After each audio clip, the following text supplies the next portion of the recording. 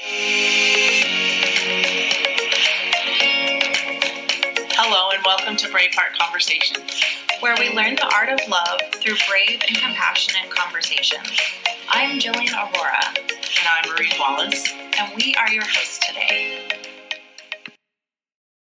Yeah, so good morning. Welcome to Braveheart Conversations. I am Jillian Aurora. This is my lovely co-host, Marie Wallace. Good morning. I think she looks especially gorgeous this morning. Oh, I love thanks. all your colors. Good morning. All right, so today we're going to be talking about masculine self-care, which you may be going, what in the hell are you talking about? What is masculine self-care? So this is fun to me because I really enjoy this topic that I think is often forgotten. It's typically just not a priority for a lot of people. So or it's a narrow priority too. Yeah, it's not in a lot of people's awareness. So let's start with what the common perception of self-care is. So when I say self-care, Marie, what do you think of? Well, what people usually say is bubble baths and time in the spa. Uh-huh. And that's what I meant. Like sometimes we have a narrow definition of it, but it's so much more than that. Yeah, totally. I mean, I think of maybe I'm going to take a nap. Yeah. I'm going to get my hair done. I'm going to get my nails done. I'm going to which are all nice. Yeah, I'm going to drink a glass of wine. I'm going to go out with the girls. These are all the typical things that we think of as self-care. I don't want to diminish that today. I'm not at all saying that those things are not self-care. However, what I am saying is that those are very feminine versions of self-care. And by feminine, I don't mean that only women need to do those things. We all need the male and female, feminine and masculine aspects of ourselves. They're all very important. And I am saying that we often very flippantly refer to self-care as those things, and we forget about a whole damn half of the side of the street that is super, super important. We often forget about the self-care that operates in our masculine side. And just to recap, for some people I know that listen is... Yeah, we have masculine and feminine in us, just to remind you, right? Yeah. Okay, so I want to... In case they hadn't heard those before. Yes, and this is something we talk about a lot. This whole month we've talked about masculine energy, so if there's something that you want to go back, you can always find our past episodes in our Facebook group, Braveheart Conversations, and you can find all of the juicy conversations we've had about masculine energy, and we've covered a lot of feminine energy as well. And I believe the month before we were talking about feminine energy. So much to cover. This is actually the last week of covering masculine energy. And we'll jump into a new topic next month. But, so what am I talking about when I say masculine self-care? What am I saying if I'm not saying, it's bubble baths and getting your nails done or getting a pedicure? What am I talking about?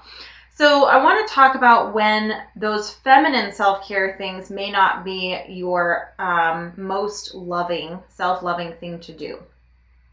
So I'm going to take you on a journey with me back in my own history, right? So if I don't know why I'm so itchy this morning, sorry. If I go back in my time frame where I was in a relationship and things were not going well, right? It's not a respectful union. There's a lot of conflict. I'm feeling very much not able to be authentic, not able to be safe at home, not able to be safe in my own space. The thing that a lot of people will say to do is, well, self-care, right? Go do something relaxing. You're stressed out. Okay, so was that a particularly great time for me to exercise that type of self-care? No, it wasn't, because that doesn't actually bring me any closer to the solution. What I actually needed was I needed action. I needed something that was going to be a radically different and way more uncomfortable type of self-care. I needed boundaries. I needed to be willing to make some really daring decisions, possibly leaving that relationship. I needed to do some things that were actually going to light my fire and my bravery instead of softening into that feminine energy, because that softer feminine energy actually was only perpetuating my own victimization. So I kind of want people to get that image where, yes, there are times where feminine self-care is really important. And this would be, perhaps when you're in a high burnout time, you're in, I've been in workaholic mode, and yes, I need to take a break. I need to retreat to the mountains, or I need to go take a bath, or, go do something that's luxurious. Yes, those are things that are important, but that is just one piece of self-care. There's a whole other world of self-care that is not pleasant, right? So we think about self-care as things that are only pleasant often. and I'm here to tell you, self-care is one of the most demanding and courageous things you'll ever do. It is not just bubble baths. It is standing up and speaking your truth when you may lose a relationship over it. It is distancing yourself from relationships when you know that relationship has become toxic and dysfunctional and disrespectful. It is walking away from a job, or having a tough conversation with a boss, or man, there's so many different things. Marie, what are some of the things that come up for you? I was going to say the opposite. If you don't do those, the opposite of what happens is that physical. You'll take on those physical things, and you'll be physically ill. You might get a sore throat because you haven't been speaking your truth. Your body might be overwhelmed and overdone. We talked about some is just finding that work that really lights us up and gives us passion and excitement, and just that drive to complete things that bring your soul alive, and hard exercise and goals. Mm-hmm. We both love going to the gym and making those goals. Those are always help you drive yourself to do some more physical things. I'm trying to think of, but I'm just thinking the opposite is when you start to feel that your body feels icky, overwhelmed, and you haven't been taking care of it, it's probably time to, or like you were saying, even the not speaking out loud, not speaking my truth has physical effects on me and mental effects on me.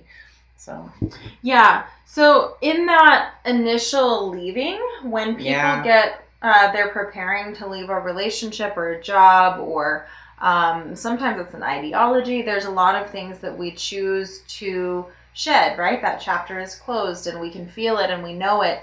And having worked with so many people in that particular season, right? That winter season, I know that there is some commonality, some things that typically happen. And I can see in myself too, when I look back over that journey, I did some things that were very typical of many women in my situation. I went to the gym. Fitness became a really big piece of my life. It became a big outlet. It was a coping skill for me, and it was incredibly empowering. And I honestly don't know that I ever would have broken free if I had not have made fitness a priority. I would get up very early in the morning to go to the gym. It was an escape for me. It was also a healthy way to release emotions that were really tough at that time. Helps me envision more, bigger things, opening myself up to more, going, gosh, if I can do this, I can do bigger things. I think it really helps that mindset a lot. Yeah. I know that during my fitness time, I often would listen to music that was kind of like forbidden music, music that my partner at the time would not have liked. Makes you feel fierce. Yeah, I listened to some really fierce and sassy music, and that it really built me in a lot of ways. We all know that music is very powerful. It's so powerful. It can be very empowering. And so, when we talk about masculine self-care, that fitness or, tackling a challenge can be, a huge form of masculine self-care that's super empowering. Music that you listen to can be very empowering, not just because of the words, but the energy behind it can be really, really powerful and life-changing. Makes you push through things that are difficult. I also want to talk about, because I've had this happen where a partner didn't want me to go to the gym. Yes. Because they could see that I was empowered and that my attitude changed and that I was less dependent, right? Like, it helps you feel independent because you go, I can do these goals. I can make them on my own. And so I just wanted to really guard that. If you see someone being nervous about you going to the gym or giving you excuses to stay home, or those kinds of things, because I know you experienced that too. Yeah. So let's do some storytelling. So, yes, this is a really big thing. So for me, how this played out was, I think every woman goes through a time period where you aren't really sure yet if you're ready to go. You're still not sure if you just want to work harder on this relationship, if maybe you're okay with things the way they are, maybe it's not that bad. You're settling, kind of making going excuses. back and forth. Yeah. And I think it is very typical to go through that for maybe years. It's different for every woman, but it can be quite a long time. And during that time for me, I was still doing some things that were growing me, that were really preparing me, whether I knew it or not, preparing me for that moment when I needed to be strong enough for me to be able to walk away. And so I was separated actually for a short time, not really by choice.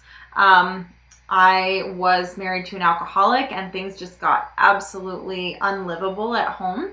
And so I separated for a time. I was gone for about 4 months, and during that time, fitness became a huge piece of my growth process, my self-care. And I hired a trainer at that time who was a really incredible, powerful woman. She's one of my best friends today. She does amazing work. She trains women for bodybuilding competitions. She's a rock star. She's a rock star. And so I got pretty close to her. I got really into that lifestyle where I just felt very empowered in my body. And it was, oh man, it unlocked something in me. And I was excited actually to compete in a bodybuilding competition with her. And then guess what? I went back, the separation ended, and what do you think he wanted? Quit. Wanted me to quit. That's exactly what happened. And guess what I did? You quit. I quit. We've all been there. I said, Carly, who is my trainer, I said, I still want to be fit, but I don't want to compete in the bodybuilding competition because he flipped out and he thought it was, a really bad thing. And, he doesn't want anyone to look at my body. And he made a lot of ridiculous claims about how it's a big orgy in the back, which now I've competed in 2 bodybuilding competitions and there's no orgy. I haven't heard that one. Yeah. That was a surprise. Yeah.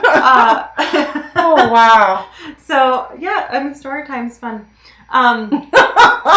So I did. I walked away from competing, but I wasn't willing to let go of my newfound power in the gym. So I kept going.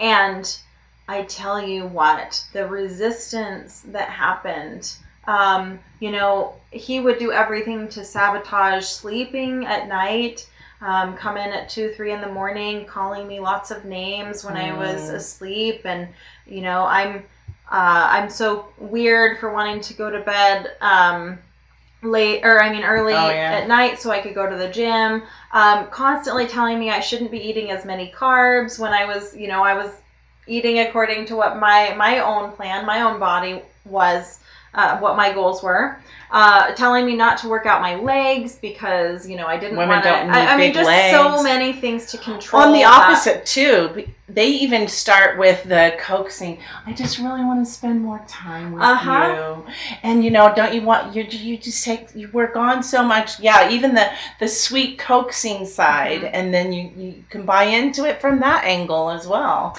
Yep, and I got the I really don't want you to lose your curves. Right? Yep. Mine was also your legs are going to get too big and you're going to look manly. Yep. Yeah. Don't get any more muscle than you have. No more muscle. Yeah, so this, and I know I'm repeating things that are common to hear. And you've probably heard them too. Yeah. I know from so many women these are so normal.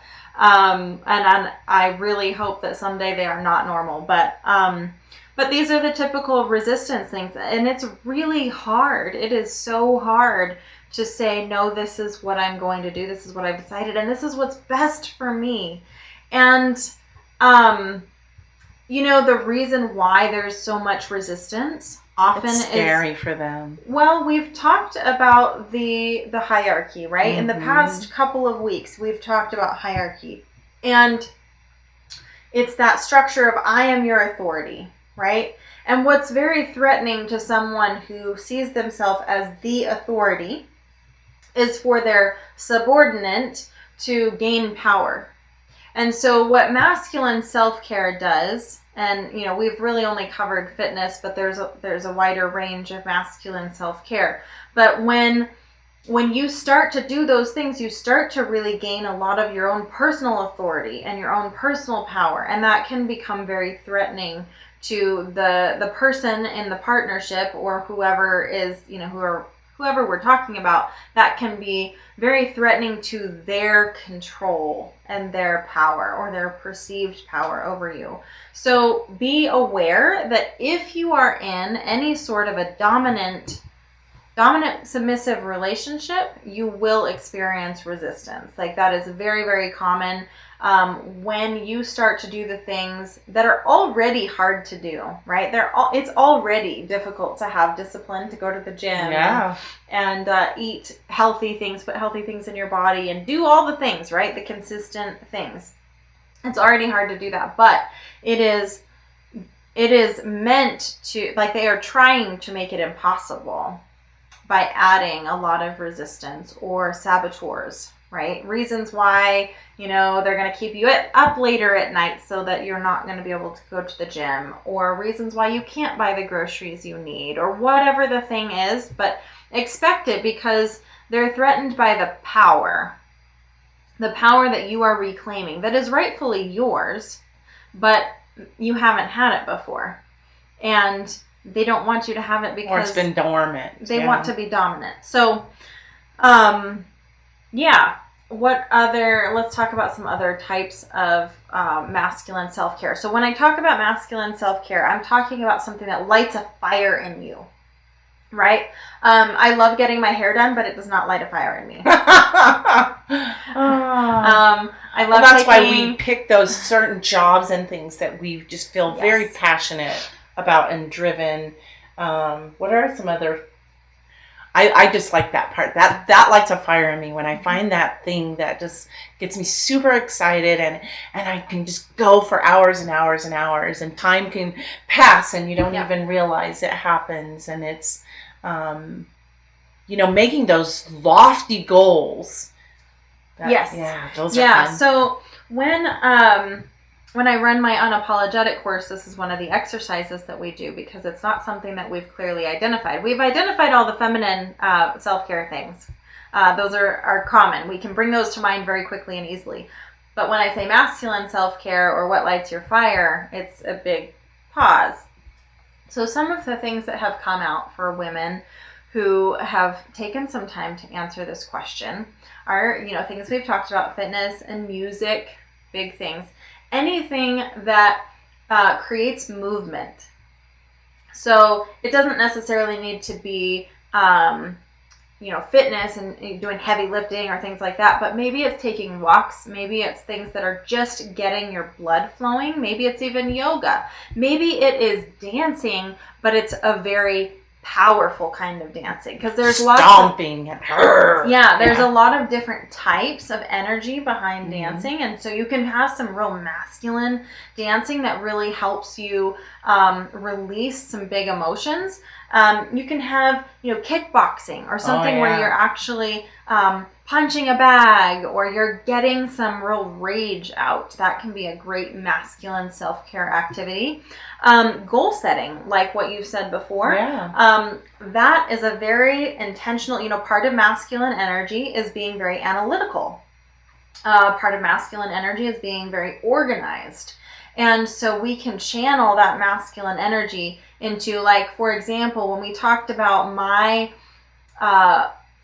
particular experience where feminine self-care wasn't the correct answer for me in a situation where I really needed to take action in leaving, right?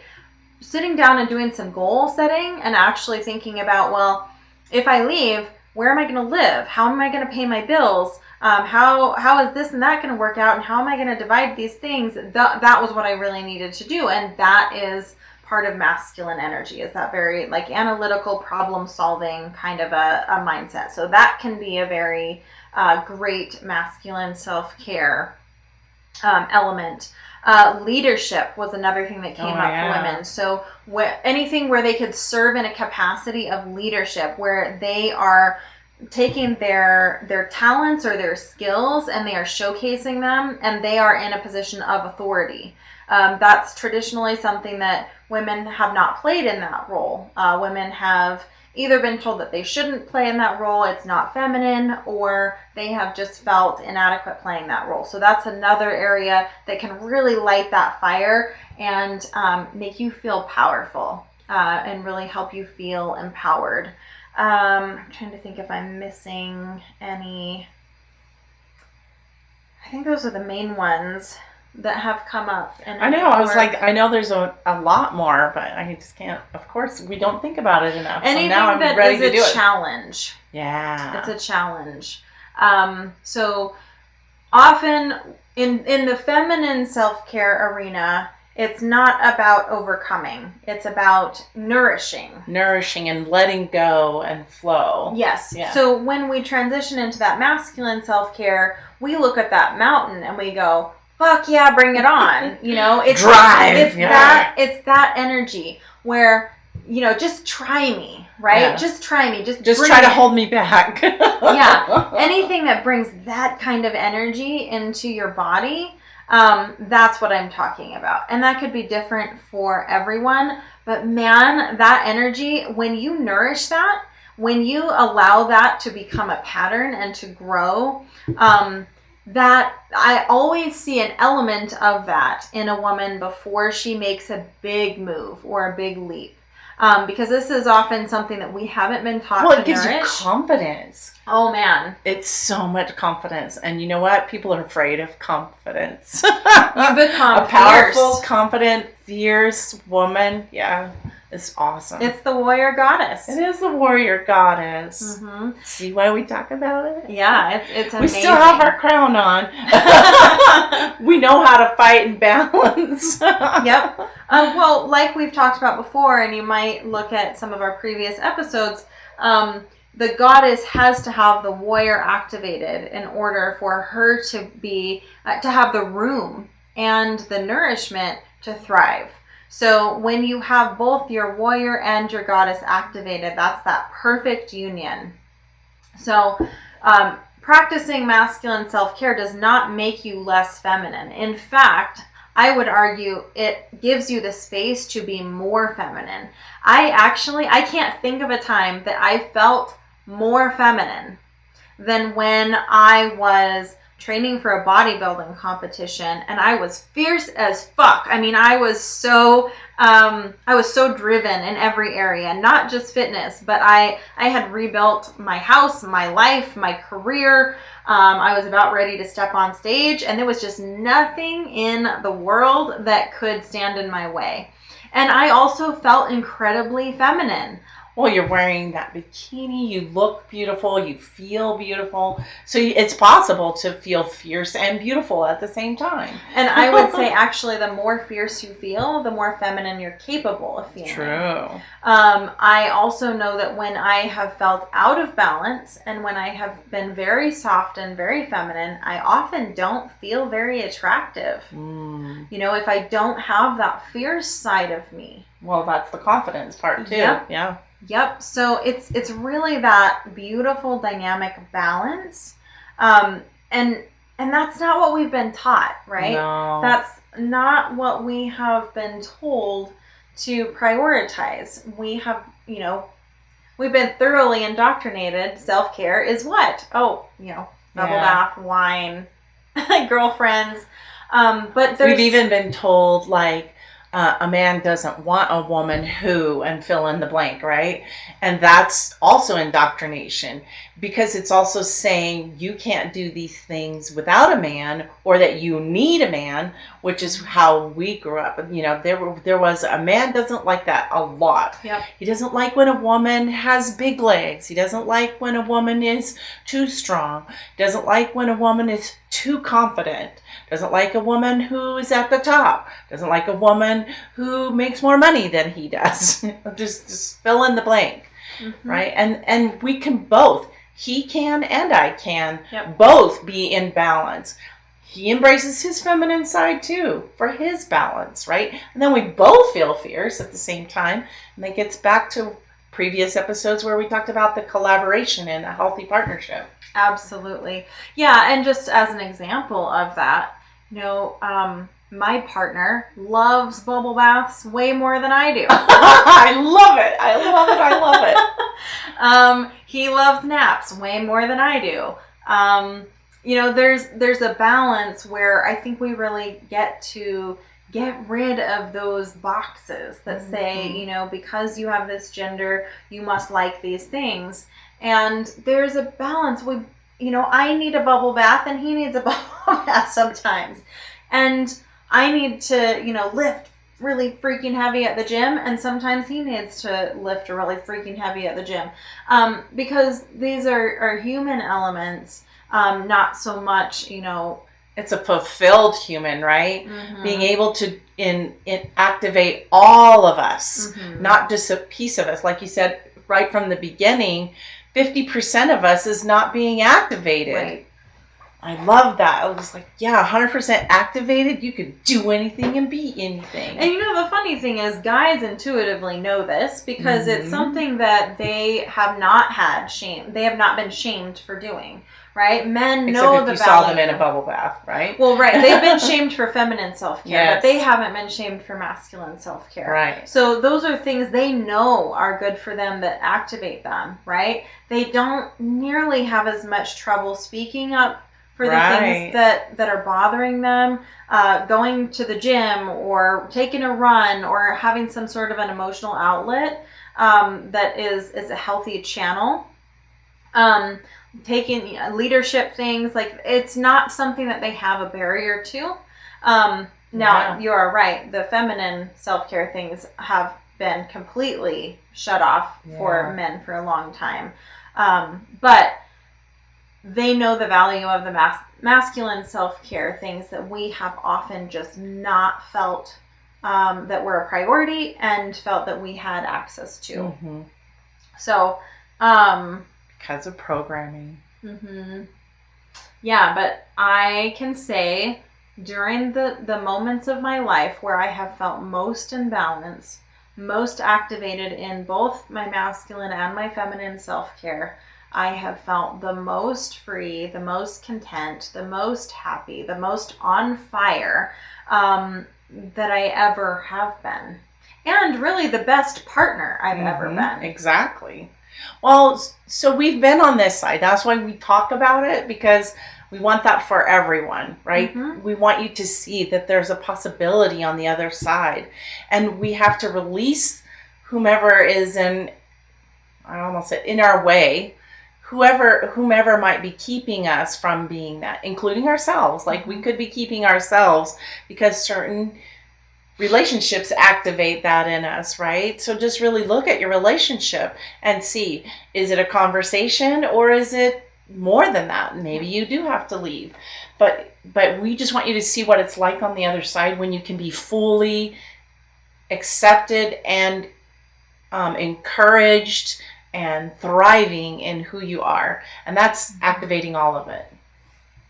Yes, absolutely. And live our best selves. If you're not to that place, maybe you're not leaving a relationship, or you're not, we're not saying that you're only thank you for clarifying. Masculine self-care in those moments, although it is very powerful. It's such a great empowerment tool, but it's not necessary just during those times. It's necessary forever, just for your own longevity, for your own quality of life as a human being. Envision more, be more. Yeah. And when you have your masculine, when you are practicing your masculine self-care, you will find that some people will be intolerant of that. You will find many people will be intolerant of you being an empowered person, especially an empowered woman. You will find that. And what I have found is to celebrate that. So when someone is not okay with me being an empowered woman, someone who is, loving life, I hear every week some woman say that a man told her she shouldn't work out so hard because she's going to look too much like a man. Those sorts of things. Like, I will just celebrate. If a man says that to me, then I then get to cheer for myself. I get to say, you know what? I am so glad that person felt repelled by me, because that's the last kind of person that I want in my space that's going to question my own personal authority and that is going to think that my decisions should cater to their desires versus my own health. Or your own desires. Exactly. We tend to do that, is abandon ourselves in those moments. And it's okay to choose me first over other people's opinions or thoughts or anything. Yeah. Right. You get to do, self-care, masculine or feminine, is there to help you have a better sense of well-being, health.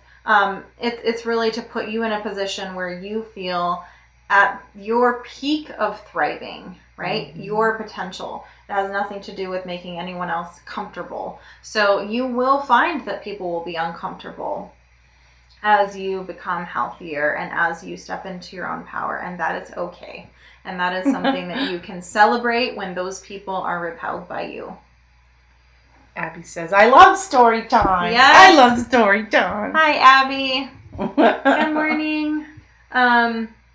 Okay, That's it. I don't see any other comments or questions, so I think we are time. That is perfect. And so if you have any questions or comments that you would like to relay to us, or maybe a topic recommendation or suggestion, you're welcome to email us individually. You can email me at defytheaverage@gmail.com or Marie at mariesgold.com. Yeah, any questions or more juicy topics or add to the conversation. Yeah, that'd be awesome. Mm-hmm. Yes, please. And you can also find any of our previous episodes in the Facebook group, Braveheart Conversations. You can add any of your comments or questions there, and we certainly welcome that. You can find us on a variety of podcasting platforms.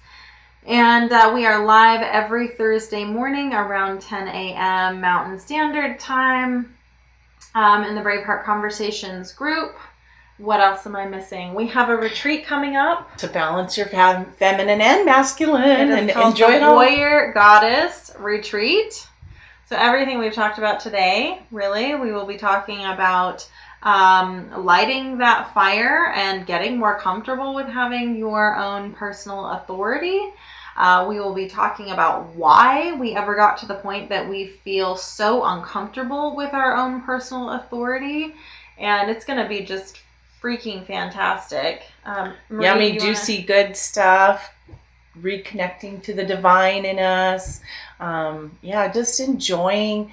It's just a perfect time of year too. It's during autumn equinox and, full moon and all that beautiful, wonderful, juicy stuff that we talk about, goddess talk, and Yeah. Good stuff. It's going to be an amazing experience. So if you want to check that out more, you can find out more information on my website, jillianaurora.com. Just click on Signature Programs and Warrior Goddess Retreat. That is coming up in September, and that is going to be in Coeur d'Alene, Idaho, which is just an absolutely divine, sacred place. It's one of It's the most beautiful place in Idaho, right? It's it's so beautiful. So check us out. Great company. Absolutely. Who would not want to hang out with us? Agreed. Yeah. So check us out there. Let me know if you have any questions.